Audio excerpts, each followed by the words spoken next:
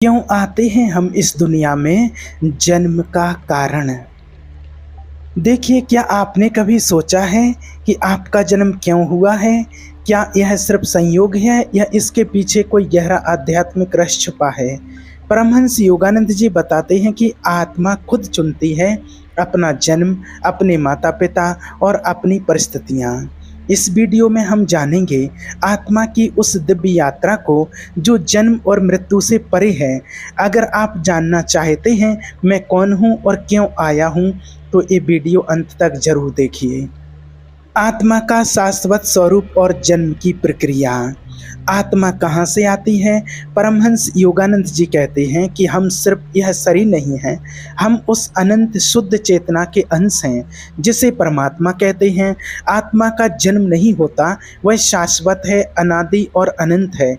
पर जब आत्मा इस भौतिक संसार में आती है तब वह शरीर धारण करती है, लेकिन आत्मा का मूल स्रोत वह है परम सत्य ईश्वर, जो कभी नहीं बदलता है। योगानंद जी समझाते हैं कि आत्मा एक चमकता हुआ प्रकाश है जो ईश्वर से आया है। ठीक वैसे ही जैसे सूर्य से किरणें आती हैं, ये किरणें ही हम सब आत्मा हैं। लेकिन जैसे जैसे आत्मा माया के पर्दे में लिपटती जाती है, वैसे वैसे वो अपनी असली पहचान भूल जाती है और तब शुरू होती है जन्म और मृत्यु की यात्रा। योगानंद जी की दृष्टि में आत्मा और शरीर का अंतर। अब यहाँ एक बहुत सुंदर उदाहरण देते हैं योगानंद जी। शरीर को वो उस कपड़े की तरह बताते हैं और आत्मा को उस व्यक्ति की तरह जो कपड़े पहनता है। जिस तरह हम पुराने कपड़े उतार कर नए पहनते हैं, वैसे ही आत्मा एक शरीर को छोड़कर दूसरे में प्रवेश करती है। लेकिन हम कपड़ा नहीं हैं, हम वो हैं जो कपड़ा पहनता है। यही अंतर है आत्मा और शरीर में। शरीर नश्वर है, इसका जन्म होता है, ये बूढ़ा होता है और एक दिन मर जाता है। लेकिन आत्मा कभी नहीं मरती। योगानंद जी कहते हैं, जब कोई ये सवाल पूछता है कि हम कहाँ से आए हैं, तो उत्तर यही है, हम ईश्वर से आए हैं और हमें उसी में वापस लौटना है। यही आत्मा की यात्रा है, यही जन्म की प्रक्रिया का रहस्य। ईश्वर का दिव्य नाटक, सृष्टि की योजना, माया और ईश्वर की लीला का सिद्धांत। संसार को एक दिव्य नाटक क्यों कहा गया है? परमहंस योगानंद जी के अनुसार ये संसार कोई संयोग या गलती नहीं है, यह एक दिव्य नाटक है, एक लीला जिसे स्वयं ईश्वर ने रचा है। लेकिन सवाल उठता है, ईश्वर को यह सब करने की क्या जरूरत थी? वो तो पूर्ण है, पूर्णता का स्रोत है, फिर सृष्टि क्यों बनाई? योगानंद जी समझाते हैं कि ईश्वर ने स्वयं को जानने के लिए, स्वयं को अनुभव करने के लिए इस सृष्टि रची। यह एक बहुत सुंदर और गहरा विचार है। उन्होंने कहा, God स्लीप्स in minerals, dreams plants, stars in animals and awaking in man. यानी ये सब विकास की एक योजना है जिसमें ईश्वर स्वयं को विभिन्न रूपों में प्रकट करता है। माया, ईश्वर की रचना का पर्दा। अब इस लीला को पर्दे के पीछे से देखने के लिए ईश्वर ने एक शक्ति बनाई, माया। माया का अर्थ है भ्रम या पर्दा। ये वही शक्ति है जो आत्मा को ये विश्वास दिलाती है कि वो केवल शरीर है, केवल मन है, केवल सीमित है, जबकि सच्चाई ये है कि आत्मा असीमित है, परमात्मा का ही अंश है। योगानंद जी कहते हैं, माया हमें ईश्वर से दूर नहीं करती, बल्कि हमें यह भुला देती है कि ईश्वर से जुड़े हुए हैं। इस तरह संसार एक रंगमंच बन जाता है जिसमें हर आत्मा अपनी अपनी भूमिका निभा रही है। संसार एक नाटक क्यों है? जैसे नाटक में हर पात्र का एक उद्देश्य होता है, कोई राजा, कोई सेवक, कोई नायक, कोई खलनायक। ठीक उसी तरह इस दुनिया में भी हर आत्मा को एक भूमिका दी गई है। लेकिन मज़ेदार बात यह है कि नाटक के अंत में जब पर्दा गिरता है, सब अपने असली रूप में लौट आते हैं और वही है मोक्ष, आत्मा की वापसी अपने शुद्ध स्वरूप में ईश्वर के पास। परमहंस योगानंद जी कहते हैं, लाइफ में अगर हम इसमें फंस जाएं तो हम दुख पाएं, लेकिन अगर इसको ईश्वर की लीला समझकर देखें तो जीवन एक सुंदर यात्रा बन जाती है। ईश्वर का यह नाटक कोई बंधन नहीं, एक अवसर है अपने आप को फिर से जानने का, उस परम स्रोत तक लौटने का जहाँ से हम आए थे। ये समझ ही जीवन को गहराई देती है और जन्म के रहस्य को उजागर करती है। कर्म का सिद्धांत और जन्म का रहस्य। पुराने कर्मों का वर्तमान जीवन से संबंध। कर्म कैसे हमारे जन्म को प्रभावित करता है। हम अक्सर ये सोचते हैं कि किस्मत क्यों ऐसी है, मुझे ही ये जीवन क्यों मिला, ये परिवार, ये परिस्थितियाँ। परमहंस योगानंद जी कहते हैं ये सब यूं ही नहीं होता, इसके पीछे है एक अदृश्य लेकिन बेहद शक्तिशाली नियम, कर्म का सिद्धांत। कर्म क्या है? हर विचार, हर भावना, हर क्रिया, ये सब एक ऊर्जा है जो ब्रह्मांड में छोड़ दी जाती है और ब्रह्मांड इसे संभाल कर रखता है। यही ऊर्जा आगे चलकर हमारे जीवन में फल बनकर लौटती है, कभी अच्छे रूप में, कभी चुनौतियों के रूप में। योगानंद जी बताते हैं कि कर्म एक तरह का बीज है। जैसे आप आम का बीज बोएंगे तो आम ही मिलेगा, वैसे ही जो कर्म हम करते हैं उसका फल हमें उसी स्वरूप में वापस मिलता है, चाहे इस जन्म में या अगले में। जन्म का रहस्य। हम कहाँ और कैसे जन्म लेते हैं? अब सवाल ये है कि आत्मा कहाँ जन्म लेगी, किस शरीर में, किस देश या समाज में? इसका उत्तर है कर्मों के अनुसार। यदि किसी आत्मा ने पूर्व जन्मों में भक्ति, सेवा, प्रेम और सच्चाई का जीवन जिया है तो उसका अगला जन्म आध्यात्मिक या शांतिपूर्ण वातावरण में हो सकता है। वहीं अगर आत्मा ने लालच, हिंसा, धोखा जैसे कर्म किए हैं तो उसका जन्म कठिन परिस्थितियों में हो सकता है, ताकि वह अपने पुराने कर्मों को समझे और सुधारे। योगानंद जी इसे एक आत्मिक स्कूल की तरह समझाते हैं। जीवन एक स्कूल है और हर जन्म एक क्लास। जब तक आत्मा पूरी तरह से शिक्षित नहीं हो जाती, यानी कि ईश्वर को नहीं पहचान लेती, तब तक वो इस स्कूल में आती जाती रहती है। क्या हम कर्मों को बदल सकते हैं? बिल्कुल, यही सबसे सुंदर बात है। योगानंद जी कहते हैं कर्म कोई स्थायी सजा नहीं है, यह चेतना को जगाने का माध्यम है। ध्यान, प्रार्थना, सच्चे गुरु की संगति और सेवा, ये सब हमारे पुराने कर्मों की दिशा बदल सकते हैं। क्रिया योग जैसी गहरी साधनाएं आत्मा को उसके पुराने कर्मों के बंधन से मुक्त कर सकती हैं। कर्म का नियम न्यायपूर्ण है, ना कि दंडात्मक। हम जो बोते हैं वही काटते हैं। पर यह भी सत्य है, जागरूकता, आत्म अनुशासन और भक्ति से हम अपने भविष्य को बदल सकते हैं। जन्म कोई दुर्घटना नहीं, यह आत्मा की विकसित होती यात्रा है अपने परम लक्ष्य ईश्वर तक पहुंचने की। क्यों जन्म लेते हैं हम बार बार?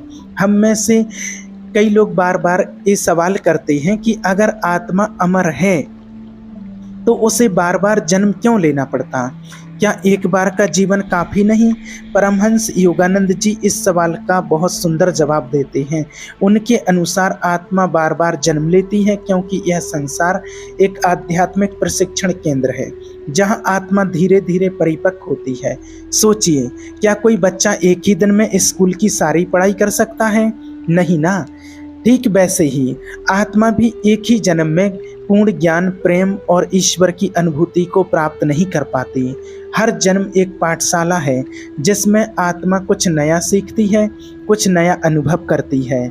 योगानंद जी कहते हैं जन्म के बाद इसलिए मृत्यु होती है, फिर नया जन्म होता है ताकि आत्मा की चेतना और अधिक जागृत हो सके। आत्मा का आध्यात्मिक विकास कैसे होता है? हर आत्मा की शुरुआत एक भोले अनजाने अवस्था से होती है। जैसे कोई बीज धीरे धीरे अंकुर बनता है, फिर पौधा और फिर विशाल वृक्ष, वैसे ही आत्मा भी अपने अनुभवों और कर्मों के माध्यम से विकसित होती है। इस विकास की प्रक्रिया में आत्मा कई बार गलतियां करती है, मोह में फंसती है, अहंकार, वासना, क्रोध, लोभ जैसे अंधकारों में खो जाती है, लेकिन हर अनुभव उसके अंदर एक जागृति की चिंगारी छोड़ जाता है। योगानंद जी कहते हैं दुख, भटकाव, असफलताएं, ये सब आत्मा को भीतर की ओर मोड़ते हैं। जब बार बार का भटकाव आत्मा को थका देता है, तब वह पूछती है मैं कौन हूँ, मैं क्यों यहाँ हूँ, और वहीं से शुरू होती है उसकी सच्ची यात्रा ईश्वर की ओर। क्या आत्मा का जन्म चक्र कभी खत्म होता है? हाँ, जब आत्मा पूरी तरह जाग जाती है, जब वह यह समझ लेती है कि उसका सच्चा स्वरूप शरीर, मन या भावनाएं नहीं है, बल्कि वह स्वयं ईश्वर की अंश है, तब जन्म और मृत्यु का चक्र खत्म हो जाता है। योगानंद जी इसे मोक्ष या परम मुक्ति कहते हैं। वह अवस्था जहां आत्मा पुनर्जन्म नहीं लेती, बल्कि ईश्वर में विलीन हो जाती है। पुनर्जन्म कोई सजा नहीं, बल्कि अवसर है आत्मा को उसके सत्य की ओर ले जाने का। हम सब इस यात्रा पर हैं, कोई शुरुआत में, कोई मध्य में, कोई अंतिम चरण में, लेकिन लक्ष्य एक ही है, ईश्वर को जानना, अनुभव करना और उसी में समा जाना। जन्म का उद्देश्य केवल भोग नहीं, योग है। हम इस जीवन में क्यों आए हैं? परमहंस योगानंद जी कहते हैं, इंसान का जन्म सिर्फ खाने, कमाने, सोने और मरने के लिए नहीं हुआ है। अगर जीवन का उद्देश्य केवल भोग होता तो पशु और पक्षी भी वही कर रहे हैं। लेकिन मनुष्य में कुछ खास है, चेतना, विवेक और ईश्वर को अनुभव करने की क्षमता। तो फिर सवाल उठता है, क्या है हमारे जन्म का असली मकसद? हम इस जीवन में क्यों आए हैं? योगानंद जी के अनुसार हम इस जीवन में आए हैं ईश्वर को खोजने के लिए। उन्होंने कहा, हमारा असली उद्देश्य है अपने अंदर की दिव्यता को पहचानना, अपने मन और इंद्रियों को बस में करना और उस परम शांति, आनंद और प्रेम की ओर बढ़ना जो केवल ईश्वर में है। जब हम सिर्फ भौतिक सुखों के पीछे भागते हैं, पैसा, पद, रिश्ते, भोग, तो थोड़े समय के लिए हमें खुशी मिलती है, लेकिन अंत में एक अंदरूनी खालीपन रह जाता है। योगानंद जी इसे डिवाइन होम सिकनेस कहते हैं, ईश्वर की याद जो आत्मा को हर पल बेचैन करती है। योग भोग से मुक्ति की राह जैसा की हेडिंग में है। जन्म का उद्देश्य भोग नहीं, योग है। यहाँ योग का मतलब केवल आसन या प्राणायाम नहीं है। योग का असली अर्थ है ईश्वर से जुड़ना। योगानंद जी ने क्रिया योग को आत्मा की सबसे तेज गति वाली ट्रेन कहा, जो सीधे ईश्वर की ओर जाती है। जब इंसान ध्यान, जब आत्मनिरीक्षण और गुरु की कृपा के माध्यम से योग के मार्ग पर चलता है, तो उसका जीवन एक नई दिशा में मुड़ जाता है। वह जानने लगता है, मैं शरीर नहीं, आत्मा हूँ। मैं दुखों के लिए नहीं, दिव्यता के लिए बना हूँ। ईश्वर की ओर लौटने की यात्रा हम सब इस धरती पर आए हैं एक खास मकसद से, और वह अपने स्रोत की ओर लौटना। हमारा असली घर ये दुनिया नहीं, वह शाश्वत चेतना है जिससे हम निकले हैं, ईश्वर। योगानंद जी कहते हैं, जब हम यह जान लेते हैं तो जीवन की हर परिस्थिति, चाहे वह सुख हो या दुख, एक अवसर बन जाती है अंदर की ओर जाने का। हमारा जन्म एक दिव्य अवसर है, केवल भौतिक चीज़ों के भोग के लिए नहीं, बल्कि आत्मा को जागृत कर ईश्वर की ओर लौटने के लिए। जैसे एक लहर सागर से उठती है और फिर उसी में समा जाती है, वैसे ही आत्मा की यात्रा भी ईश्वर से शुरू होती है और उसी में खत्म होती है। गुरु की भूमिका। गुरु क्यों आवश्यक है? जब आत्मा अपने मार्ग पर चलने लगती है, जब वह पूछती है, मैं कौन हूँ, ईश्वर कहाँ है, तब ब्रह्मांड एक दिव्य उत्तर भेजता है, और वह उत्तर होता है गुरु। परमहंस योगानंद जी कहते हैं, जब शिष्य भीतर से तैयार होता है तो गुरु उसके जीवन में प्रकट होते हैं। आध्यात्मिक मार्ग कोई सीधा सपाट रास्ता नहीं है, यह एक रहस्यमय यात्रा है जहाँ भ्रम भी है, भय भी और आत्म प्रपंचना के गड्ढे भी। गुरु वही दिव्य प्रकाश है जो इस अंधेरे में शिष्य को दिशा दिखाते हैं। योगानंद जी कहते हैं, गुरु सिर्फ ज्ञान नहीं देते, वे आत्मा के पुराने कर्मों को काटने, उसकी चेतना को ऊपर उठाने और अंत में उसे मोक्ष की ओर ले जाने वाले दिव्य माध्यम होते हैं। गुरु और शिष्य का आध्यात्मिक संबंध, ये संबंध कोई साधारण रिश्ता नहीं होता, यह जन्म जन्मांतर का पवित्र संयोग है। शिष्य केवल बाहरी ज्ञान नहीं लेता, वह अपने अहंकार को समर्पित करता है। गुरु शिष्य के अंदर के ईश्वर को जगाते हैं। योगानंद जी ने कहा, जब आत्मा ईश्वर से संवाद करना चाहती है तो ईश्वर गुरु के माध्यम से बोलते हैं। यह रिश्ता कोई बंधन नहीं, बल्कि आत्मा की मुक्ति का पुल है। गुरु का काम है शिष्य को उसकी दिव्यता याद दिलाना और उसे सच्चे प्रेम, भक्ति और ध्यान के मार्ग पर आगे बढ़ाना। गुरु के बिना क्या आत्मा आगे बढ़ सकती है? शायद कुछ हद तक, लेकिन जैसे बिना नाव के समुद्र पार करना मुश्किल है, वैसे ही बिना गुरु के आत्मज्ञान की यात्रा अत्यंत कठिन हो जाती है। गुरु शिष्य की ऊर्जा को नियंत्रित करते हैं, उसकी प्रार्थनाओं को दिशा देते हैं और जब शिष्य गिरता है तो उसे फिर उठाते हैं। वे केवल शरीर तक सीमित नहीं होते, उनकी चेतना हमेशा शिष्य के साथ रहती है। योगानंद जी के गुरु श्री युक्तिगिरि का उल्लेख है। योगानंद जी ने स्वयं अपने गुरु श्री युक्तेश्वर गिरि जी के प्रति गहरा प्रेम और समर्पण दिखाया। उन्होंने लिखा कि कैसे गुरु न केवल उन्हें सिखाते थे बल्कि भीतर से बदलते थे, उनकी आत्मा को रूपांतरित करते थे। गुरु वह दीपक हैं जो आत्मा के अंधकार को मिटाते हैं। वे केवल शब्द नहीं सिखाते, वे जीवन की मौन भाषा सिखाते हैं जिससे इस आत्मा ईश्वर से जुड़ सके। जो आत्मा गुरु को पाकर भी पूर्ण समर्पण करती है, वह जन्म और मृत्यु के चक्र से मुक्त हो जाती है। मृत्यु का आध्यात्मिक अर्थ। परमहंस योगानंद जी मृत्यु को कभी अंत नहीं मानते थे। वे कहते थे, मृत्यु केवल शरीर का परिवर्तन है, आत्मा का नहीं। आत्मा अमर है, शाश्वत है, वह कभी मरती नहीं, केवल एक शरीर से दूसरे शरीर में यात्रा करती है। जिसे हम मृत्यु कहते हैं, वह आत्मा के लिए एक ड्रेस बदलने जैसा है। मान लीजिए आप एक स्कूल में पढ़ रहे हैं और एक क्लास पूरी करने के बाद आपको अगली क्लास में जाना है। मृत्यु भी वैसा ही एक बदलाव है। एक जन्म का अनुभव पूरा हुआ और अब आत्मा अगले अनुभव, अगले पाठ और अगले विकास के लिए आगे बढ़ रही है। योगानंद जी इसे बहुत सुंदर रूप में समझाते हैं। मृत्यु एक मुक्ति का क्षण भी हो सकता है। अगर आत्मा जागरूक हो, साधना में हो और ईश्वर से जुड़ी हो, मृत्यु के बाद आत्मा कहाँ जाती है? योगानंद जी कहते हैं कि आत्मा मृत्यु के बाद 3 मुख्य अवस्थाओं से गुजरती है। अस्तित्व के सूक्ष्म लोक, जहाँ आत्मा कुछ समय तक विश्राम करती है, पुराने अनुभवों को आत्मसात करती है। आत्मिक मूल्यांकन, आत्मा अपने कर्मों, विचारों और भावनाओं की समीक्षा करती है। यह आत्मिक चिंतन का समय होता है। नया जन्म या उच्चतर लोकों में प्रवास, आत्मा की चेतना और कर्मों के अनुसार या तो उसे नया जन्म मिलता है या वह ईश्वरीय लोकों में अनुभव के लिए जाती है। यदि आत्मा ने इस जीवन में गहरी साधना की है तो वह इन चक्रों से ऊपर उठ सकती है और मोक्ष की ओर बढ़ सकती है। मृत्यु का भय क्यों होता है? क्योंकि हम शरीर को ही सब कुछ मान लेते हैं।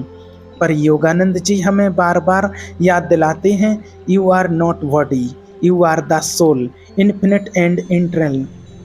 मृत्यु का भय तब मिटता है जब आत्मा को अपने सत्य स्वरूप की झलक मिलती है। ध्यान, योग और सत्संग के माध्यम से जब हम आत्मा की चेतना में टिकने लगते हैं, तब मृत्यु केवल एक बदलाव लगती है, न कि डरावना अंत। मृत्यु एक अवसर है आत्मा के अगले चरण की ओर बढ़ने का। यह उस यात्रा का हिस्सा है जो आत्मा को बार बार जन्म लेकर अंततः ईश्वर तक पहुंचाने के लिए बनी है। जिसने मृत्यु को समझ लिया, उसने जीवन को भी समझ लिया। बच्चों का जन्म, क्या आत्मा चुनती है माता पिता? जब कोई बच्चा जन्म लेता है तो हम अक्सर कहते हैं कि भगवान की मर्जी थी, लेकिन योगानंद जी की दृष्टि में केवल भगवान की नहीं बल्कि आत्मा की भी मर्जी होती है। जी हाँ, आत्मा स्वयं अपने अगले जीवन की परिस्थिति, परिवार और माता पिता को चुनती है, अपने कर्मों और आत्मिक आवश्यकताओं के अनुसार। आत्मा माता पिता को क्यों चुनती है? परमहंस योगानंद जी कहते हैं कि आत्मा एक गहरी बुद्धिमत्ता से भरी हुई शक्ति है।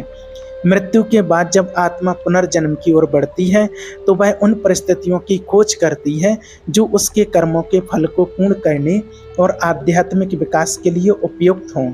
इसलिए आत्मा उस वातावरण में जन्म लेना पसंद करती है जहां उसके पिछले कर्मों का लेखा जोखा संतुलित हो सके, जहां उसे उन आत्माओं, माता पिता, भाई बहन से मिलना हो जिनसे कार्मिक संबंध बचे हों और जहां से उसे आगे बढ़ने का अवसर मिल सके।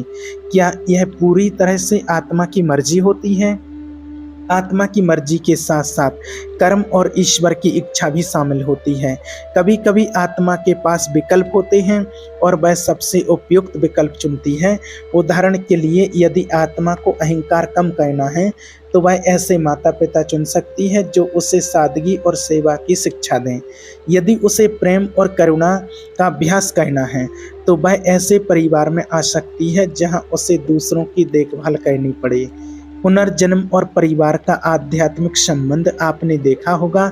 कभी कभी बच्चा बहुत छोटी उम्र में भी अपने माता पिता से गहरा संबंध महसूस करता है, जैसे जन्म जन्म का रिश्ता हो। योगानंद जी के अनुसार ऐसा इसलिए होता है क्योंकि यह रिश्ता सिर्फ इस जन्म का नहीं बल्कि पिछले जन्मों से चला आ रहा होता है। कुछ बच्चे अपने माता पिता के पुराने शुभचिंतक होते हैं, कुछ आत्माएं पुराने कर्ज या वादों को पूरा करने आती हैं, कुछ माँ बाप अपनी आत्मा के प्रिय शिष्य होते हैं जिन्हें उन्होंने जन्म देने का कार्य चुना है। क्या आत्मा गलत परिवार में जन्म ले सकती है?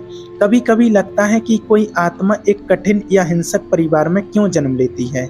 योगानंद जी इसे कर्म के गहरे संतुलन से जोड़ते हैं। ऐसा जन्म आत्मा के सीखने, संघर्ष करने और कर्मों को भोगने का माध्यम होता है। ये ईश्वर का न्याय है जो कभी गलती नहीं करता, और आत्मा का आत्मविश्वास जो हर परिस्थिति में कुछ सीखकर आगे बढ़ती है। हर जन्म एक जिम्मेवारी है, आत्मा के लिए और माता पिता के लिए भी। जब हम इस रहस्य को समझते हैं तो हर बच्चा केवल बेटा या बेटी नहीं लगता, वह एक यात्री होता है जो अपनी आध्यात्मिक यात्रा में हमारे साथ कुछ समय के लिए जुड़ा है। कर्म और जन्म।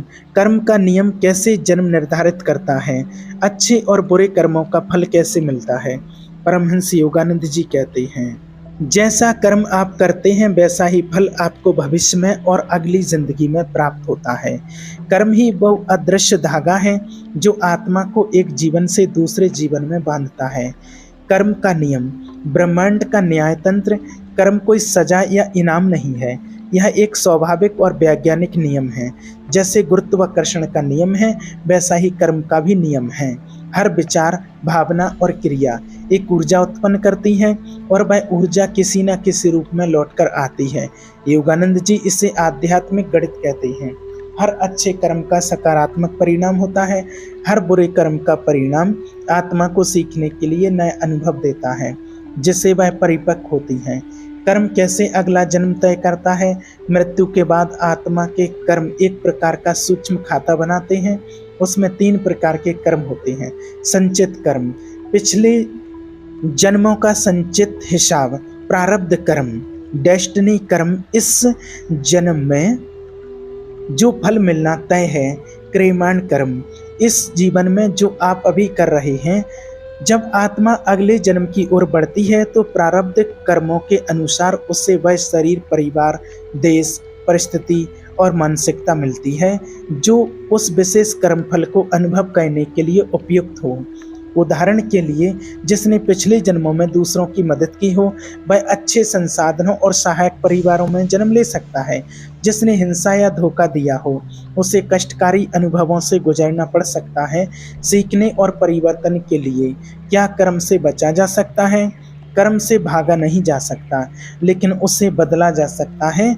योगानंद जी कहते हैं कि क्रिया योगा एंड मेडिटेशन बर्न। जब हम ध्यान, प्रार्थना, सेवा और सत्य के मार्ग पर चलते हैं तो पुराने कर्म जलने लगते हैं, आत्मा हल्की हो जाती है और जीवन की दिशा बदलने लगती है। कर्म का उद्देश्य क्या है? कर्म हमें सिखाने आता है, वह गुरु की तरह है। हर अनुभव, चाहे सुखद हो या दुखद, आत्मा के विकास के लिए जरूरी होता है। कर्म के नियम के बिना आत्मा कभी आत्मज्ञान की ओर नहीं बढ़ सकती। हमारा अगला जन्म संयोग नहीं होता, वह हमारे ही कर्मों का बुद्धिमत्ता परिणाम होता है। जिस दिन हम यह समझ लेते हैं कि हर कर्म भविष्य का बीज है, उसी दिन से हमारा आत्म जागरण शुरू हो जाता है। मोक्ष, जन्म मृत्यु के चक्र से मुक्ति। मोक्ष क्या है? योगानंद जी के अनुसार मुक्ति कैसे प्राप्त होती है? परमहंस योगानंद जी कहते हैं, द सोल, आत्मा जो ईश्वर की छाया है, उसकी अंतिम चाहत है ईश्वर में लीन हो जाना, उसी चेतना में विलीन हो जाना। मोक्ष का अर्थ क्या है? मोक्ष का शाब्दिक अर्थ है मुक्ति, बंधनों से मुक्ति, कर्मों के चक्र से मुक्ति, अज्ञानता से मुक्ति और बार बार जन्म लेने की आवश्यकता से मुक्ति। यह वह अवस्था है जहाँ आत्मा को यह एहसास हो जाता है कि मैं न शरीर हूँ, न मन हूँ, न यह जीवन। मैं शुद्ध आत्मा हूँ जो अनंत है, अमर है और ईश्वर का अंश है। योगानंद जी के अनुसार मोक्ष की प्राप्ति कैसे होती है? योगानंद जी के अनुसार मोक्ष कोई बाहरी पुरस्कार नहीं है जो किसी पूजा पाठ से मिल जाए। यह एक आंतरिक जागरण है, चेतना की उस उच्चतम स्थिति तक पहुंचना जहां आत्मा ईश्वर से एकाकार हो जाती है। इसके लिए उन्होंने 4 मुख्य साधन बताए: ध्यान, मेडिटेशन, आत्मा की आवाज को सुनने का माध्यम, कर्मयोग, निस्वार्थ सेवा और प्रेम, ज्ञान योग, आत्मा और ब्रह्म की एकता की बौद्धिक समझ, भक्ति योग, ईश्वर के प्रति पूर्ण समर्पण और प्रेम। इन सभी का संयोजन है क्रिया योग, जिसे योगानंद जी ने पश्चिम में प्रचारित किया और जो आत्मा को जल्दी मोक्ष की ओर ले जाने वाला मार्ग है। मोक्ष एक यात्रा है, मंजिल नहीं।